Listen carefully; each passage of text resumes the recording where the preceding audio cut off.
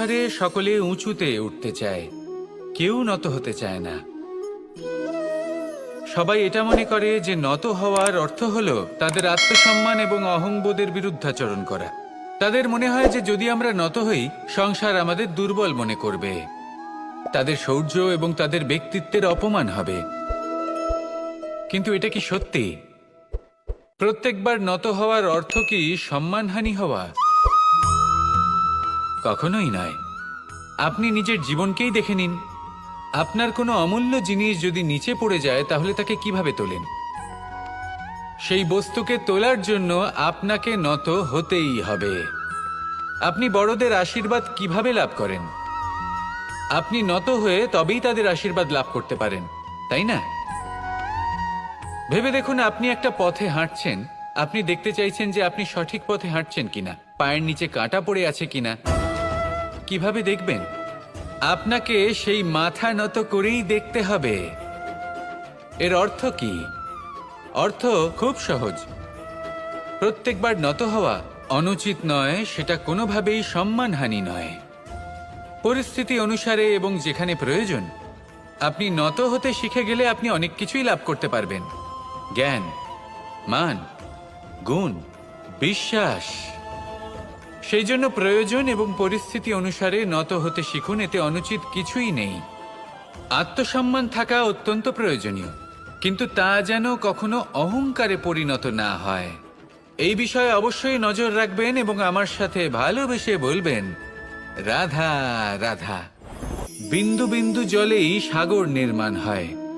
এবার এই কথা আমরা সকলে জানি। আপনি কি এই কথাটা জানেন যে ছোট ছোট সুখের দ্বারাই বড় সুখ লাভ করা যায়? একজন বাবাকে দেখুন, সন্তানের জন্ম থেকে তার যুবক হওয়া পর্যন্ত তার সাথে ছোট ছোট সুখ যাপন করেন। এই ছোট ছোট সুখগুলি তাদের প্রেমের সম্পর্কে গভীরতা নিয়ে আসে এবং প্রেমের এই গভীরতা তাদের জীবনে বড় সুখ নিয়ে আসে। এটা ঠিক সেই রকম যেরকম বিশাল এক সমুদ্রে, গভীর এক সমুদ্রে অমূল্য রত্ন খুঁজে পাওয়া যায়। এটাও ঠিক সেই রকমই। সেই জন্য জীবনে বড় বড় সুখের খোঁজ করতে গিয়ে সময় নষ্ট করবেন না। এই যে ছোট ছোট সুখ আছে, এগুলোকে যাপন করা শুরু করুন, এগুলোর আনন্দ লাভ করুন, এগুলো নিয়ে উৎসব পালন করুন। প্রেমের গভীরতা বুঝুন আর এই গভীর প্রেমে মন নিমজ্জিত করুন। তারপরে দেখুন, এই মন আর এই জীবন সুপ্রসন্ন হয়ে বলবে, রাধা রাধা। এই সংসারে যখন সাফল্যের পথে আপনি অগ্রসর হবেন, তখন আপনার পরিশ্রম, একাগ্রতা, সাহসের সাথে সাথে সমাজের মানসিকতাও সহ্য করতে হবে। প্রত্যেক ব্যক্তি কিছু না কিছু ভাবেন, কিছু না কিছু বলেন। কিছু মানুষ এমন আছেন যারা ভাববেন যে আপনি কিছুই করতে পারবেন না। তারা আপনার নিন্দা করবেন, আর এই নিন্দার কথা ভেবেই আমরা ভয়ভীত হয়ে পড়ি। সেই কারণে নিজেদের আশা, নিজেদের বিশ্বাস হারিয়ে ফেলি।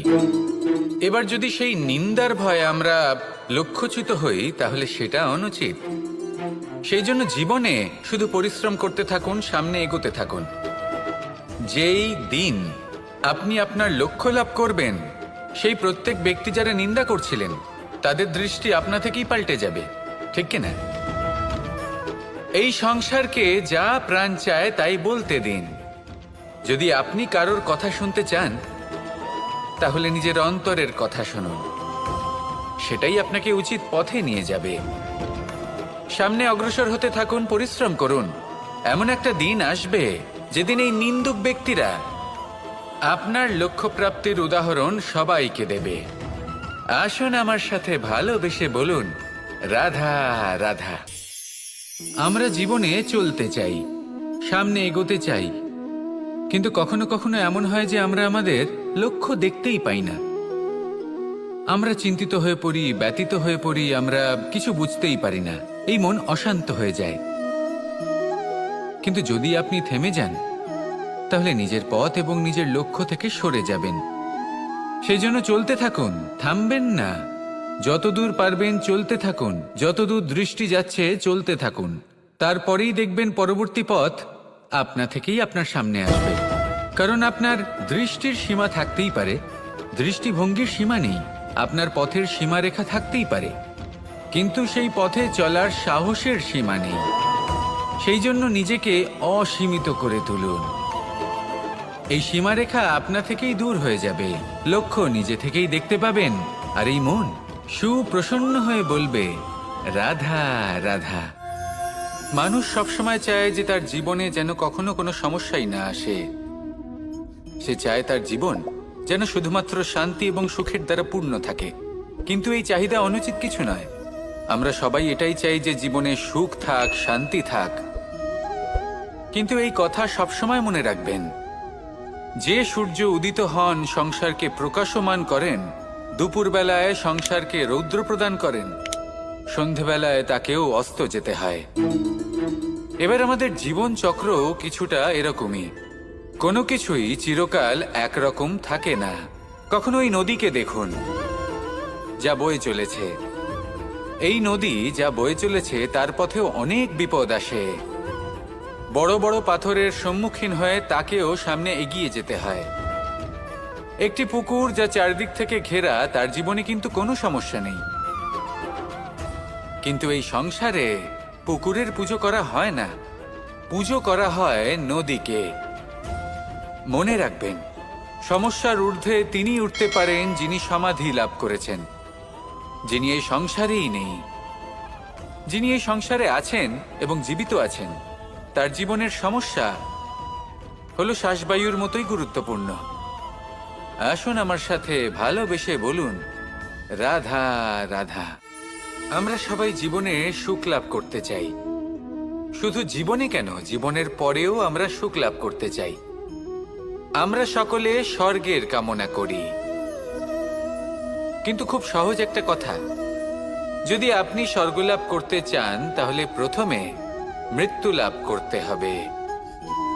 আপনি যদি প্রাণই না দেন তাহলে আপনি স্বর্গ লাভ কিভাবে করবেন, তাই না? শুধু এই ছোট্ট একটা বিষয় দ্বারা আমরা জীবনে অনেক কিছুই শিখতে পারি। যদি আপনার কোনো লক্ষ্য থাকে, কোনো মনোবাঞ্ছিত স্থান থাকে, কোনো বড় কাজ আপনি করতে চান, তাহলে সেই সবই হবে। কিন্তু শুধুমাত্র কামনা করলে হবে না, আপনাকে কর্ম করতে হবে, নিরন্তর প্রয়াস, পরিশ্রম, পথ খুঁজতে হবে, সামনে অগ্রসর হতে হবে। কখনো অসফল হলে তার কারণ খুঁজতে হবে, বিপদের সম্মুখীন হতে হবে, অন্তর থেকে নিজের শক্তি বাড়িয়ে তুলতে হবে। তবেই আপনি নিজের লক্ষ্য লাভ করতে পারবেন, মনোবাঞ্ছিত স্থান পাবেন। মহান নদী গঙ্গা একটি বিন্দু দ্বারা শুরু হয়, ধীরে ধীরে অগ্রসর হয়। কোনো পাথরে ধাক্কা খেলেও সে থামে না, বরং এগোতেই থাকে। তারপরেই সে মহান নদী গঙ্গা হয়ে উঠতে পারে। পরিশ্রম করুন, লক্ষ্য লাভ করুন, আর আমার সাথে ভালোবেসে বলুন, রাধা রাধা। এই সংসারে জয়লাভ করার জন্য, সাফল্য লাভের জন্য শক্তি, ধৈর্য, সাহস, মিত্রদের সঙ্গ, এই সব ছাড়া আর কি আছে যা অত্যন্ত প্রয়োজনীয়? বিশ্বাস। সত্যি কথা বলতে এই বিশ্বাস অত্যন্ত অমূল্য, কিন্তু এটা দুদিক খোলা তলোয়ারের মতো। এটা আপনাকে বলশালীও করে তুলতে পারে, শক্তিশালীও করে তুলতে পারে, আবার দুর্বলও করে তুলতে পারে। কিভাবে? যদি আপনি শুধুমাত্র অন্যের উপরে বিশ্বাস করেন যে ওনারা সবাই আমাকে সামলে নেবেন, আপনার বিশ্বাস শুধুমাত্র অন্যের ওপর, আর সেই বিশ্বাসের ভিত্তিতে আপনি কর্ম করেন, তাহলে আপনি দুর্বলই হয়ে উঠবেন। কিন্তু এই বিশ্বাস যদি আপনি নিজের ওপর রাখেন যে যাই হয়ে যাক না কেন, আমি নিজেকে ঠিক সামলে নেব, আমি আমার পথ বানিয়ে নেব, সব বিপদের সম্মুখীন আমি নিজে হব এবং জীবনে সামনে এগোতে থাকব, তাহলে এই বিশ্বাস আপনাকে বলশালী করবে। এবার সিদ্ধান্ত আপনার যে আপনি কি চান। এই বিশ্বাস আপনাকে বলশালী করবে নাকি দুর্বল, ভেবে দেখুন, আর আমার সাথে ভালোবেসে বলুন, রাধা রাধা। কথায় আছে যে স্বপ্ন এবং লক্ষ্য হলো একটি মুদ্রারই দুটি দিক। যতক্ষণ না স্বপ্ন দেখছেন ততক্ষণ বুঝবেন কি করে আপনার লক্ষ্য কি? স্বপ্ন দেখে যদি নিজের লক্ষ্য বুঝতে পারেন, সেটা পেতে চান, তবেই সেটা লাভ করতে পারবেন। কিন্তু স্বপ্ন এবং লক্ষ্য এই দুইয়ের মধ্যে একটা ভারসাম্য রয়েছে, যেটা বজায় রাখা প্রয়োজনীয়। একে আমরা বলে থাকি পরিশ্রম। দেখুন, যদি আপনি স্বপ্ন দেখতে চান, তাহলে পরিশ্রম ত্যাগ করে নিদ্রা লাভ প্রয়োজন। কিন্তু যদি আপনি লক্ষ্য লাভ করতে চান, তাহলে আপনাকে নিদ্রা ত্যাগ করে পরিশ্রম করতে হবে। তাই আলস্য ত্যাগ করুন এবং সিদ্ধান্ত নিন যে আপনি কি চান। আপনার জীবনের এই তুলাদণ্ডে স্বপ্নের পাল্লা ভারী হওয়া প্রয়োজন নাকি লক্ষ্যের? আমার মতে এই দুইয়ের মধ্যে যদি ভারসাম্য বজায় রাখেন, তবে পথ নিজে থেকেই সামনে আসবে। শুধু সেই পথে অগ্রসর হতে থাকুন এবং আমার সাথে ভালোবেসে বলুন, রাধা রাধা। বস্ত্র আমাদের সকলের প্রিয়। এটা আমাদের জীবনযাপনের জন্য প্রয়োজনীয়। আমরা সবসময় চেষ্টা করি সেই বস্ত্র পরতে যা পরলে আমাদের দেখতে ভালো লাগে। কিন্তু কখনো এই কথা ভেবে দেখেছেন যে কিছু বস্ত্র যদি স্বচ্ছ হয়, তাহলে তা পুরনো হলেও দেখতে ভালো লাগে? ঠিক তেমনই, যেমন কোনো খাবার যদি মশলাদার না হয়, অত্যন্ত সুস্বাদু নাও হয়, কিন্তু যদি তা গরম হয়, টাটকা হয়, তাহলে খেতে ভালোই লাগে। ঠিক সেইভাবেই যদি কোনো ব্যক্তি সুন্দর নাও হয়, কিন্তু তার কথা খুবই মধুর হয়, তাহলে সেই ব্যক্তি সকলের প্রিয় হয়। কোনো ব্যক্তি যদি ধনবান নাও হন, কিন্তু তিনি যদি গুণী হন, তাহলে এই সংসারে সম্মান লাভ করেন। সেই জন্য কখনো এই বিষয়ে দুঃখ পাবেন না যে আপনার কাছে ভৌতিক স্বাচ্ছন্দ্য নেই। আপনার কাছে সব থেকে বড় বস্তু, সব থেকে মূল্যবান বস্তু যেটা আছে, সেটা হলো আপনার আত্মা, আপনার মন, আপনার বিচারধারা, আপনার গুণ, আপনার কথা। এগুলো সবসময় শুভ রাখুন এবং সবসময় নিজের সাথে রাখুন। এই জীবন সফল হবে এবং প্রেমময় হয়ে বলে উঠবে, রাধা রাধা। ছোটবেলা থেকেই আমি গরু চড়িয়ে অভ্যস্ত, সেই জন্য সকলে আমাকে গোপাল নামে ডাকত। কিন্তু গোপাল হয়ে আমি একটা অমূল্য শিক্ষা লাভ করেছি। আমি দেখেছি যে গৌশালাতে অনেক বাছুরের মধ্যে একটি গাই তার নিজের বাছুরকে অবশ্যই চিনে ফেলে। যেখানে সমস্ত বাছুর একই রকম দেখতে এবং প্রত্যেকের স্বরও সমান, তারপরেও সকল বাছুরের মধ্যে নিজের বাছুরকে ঠিক চিনতে পেরে যায় এবং তার সাথেই থাকে। ঠিক এইরকমই কিছুটা হয় আমাদের কর্ম এবং তার কর্মফল। আপনি সবার মাঝে থেকেও কোনো কর্ম যদি করেন, সেই কর্মফল সবার মধ্যে আপনাকে চিনে ফেলবে এবং আপনার সাথেই থাকবে। তাই যখনই কর্ম করবেন, ভেবে চিন্তে করবেন। কোনো কর্ম করার আগে একবার ভেবে দেখুন, তাহলে জীবনে বারংবার অনুতপ্ত হতে হবে না। কারণ বিষয়টা কিছুটা এরকম যে এই সংসারে আপনি কাল, কর্মফল এবং সময়, এই তিনের হাত থেকে কখনো লুকোতে পারবেন না, কখনো পালাতেও পারবেন না। আসুন আমার সাথে ভালোবেসে বলুন, রাধা রাধা। জন্ম এবং মৃত্যু, একটি হলো জীবনের সূত্রপাত, আরেকটি জীবনের সমাপ্তি। এটা হলো একটি চক্র এবং প্রত্যেক চক্রের মতোই এটাও যেখান থেকে শুরু হয় সেখানে এসেই সমাপ্ত হয়। অর্থাৎ প্রত্যেক ব্যক্তি যারা জন্ম নিয়েছেন, তার জন্মের সাথে এটা সুনিশ্চিত হয়ে যায় যে তার মৃত্যু হলো অবশ্যম্ভাবী। এই সংসারে এমন কিছুই নেই যা চিরকালের মতো থেকে যায়। এবার এটা আমরা সবাই জানি। আমাদের কাছে যে জীবনটা আছে, যেটা আমরা যাপন করতে পারি, সেই সময়কালে আমরা কি করতে পারি সেটা গুরুত্বপূর্ণ। এমন কিছু করুন যার ফলে মৃত্যুর পরেও আপনি অমর হয়ে থাকবেন। আমাদের কথা, আমাদের কর্ম এই সংসারে প্রেরণা প্রদান করতে পারে। আর যদি আমরা প্রেরণা নাও জোগাতে পারি, তাও এই সন্তোষ বোধ যেন থাকে যে আমরা আমাদের জীবন ব্যর্থ হতে দিইনি। এই জীবন যাপন করার ইচ্ছেতেই আমরা সময় ব্যর্থ করে দিই। আর এই জীবনকে যাপন করার সর্বশ্রেষ্ঠ উপায় হলো এটাই যে কখন আমাদের মৃত্যু হবে, কিভাবে আমাদের মৃত্যু হবে, এই চিন্তা ত্যাগ করে যেন আমরা বর্তমানে বেঁচে থাকি, আজকে বেঁচে থাকি, আজকে দাঁড়িয়ে কর্ম করি এবং আজ যে সংকট সামনে তার সম্মুখীন হই। ভবিষ্যতের পথ নিজে থেকেই উন্মুক্ত হবে।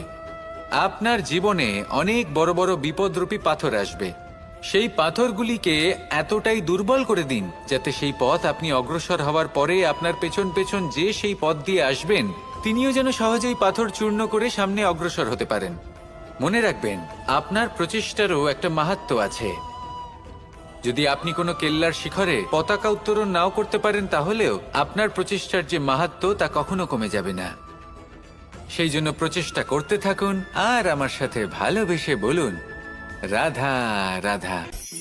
মানুষের একটি সমস্যা আছে যে মানুষ সাফল্যকে মাপতে থাকেন, লক্ষ্যপ্রাপ্তিকে মাপতে থাকেন এবং তার তুলনা করতে থাকেন যে ও এত কিছু পেল আর আমি পেলাম না, ওর কাছে এত কিছু আছে কিন্তু আমার কাছে নেই। এই তুলনা করার জন্য ওনারা দুঃখী হয়ে পড়েন, নিরাশ হয়ে পড়েন। তাই আমি একটা প্রশ্ন করছি যে এটা কি উচিত? এই সংসারে আপনি কি নিয়ে তুলনা করবেন, যেখানে সূর্যদেব চন্দ্রমা দুজনেই আছেন, দুজনেই হলেন বিশেষ, দুজনেই নিজ নিজ সময়ে উদিত হন। এদের মধ্যে একজন না থাকলে তাহলে আমাদের জীবন কঠিন হয়ে পড়বে। ঠিক সেইভাবেই আপনি যদি একটা বড় রেখা অঙ্কন করেন তাহলে অন্য রেখাটি ছোট হয়ে পড়ে না, সে তেমনই থাকে যেমনটা সে ছিল। আপনার অস্তিত্ব কখনো ছোট বা বড় হতে পারে না, শুধু তুলনা করার জন্য আপনার এটা মনে হতে পারে। যদি আপনি যুদ্ধ করতে চান আপনার তলোয়ারের প্রয়োজন পড়বে, যদি বস্ত্র তৈরি করতে চান এত বড় তলোয়ার দিয়ে কিছুই হবে না, তখন প্রয়োজন পড়বে একটা ছোট্ট সূচের। তাই তুলনা করবেন না, না নিজেকে ছোট মনে করবেন না অন্য কাউকে। সবার সাথে সহযোগিতা করুন, আর যদি তুলনা করতেই হয় নিজের সাথে করুন, যে কাল আমি কেমন ব্যক্তি ছিলাম, আজ কি তার থেকে শ্রেষ্ঠ হয়ে উঠতে পেরেছি। ভেবে দেখুন ভবিষ্যতে গিয়ে আপনি কতটা শ্রেষ্ঠ ব্যক্তি হতে পারেন। আসুন আমার সাথে ভালোবেসে বলুন, রাধা রাধা।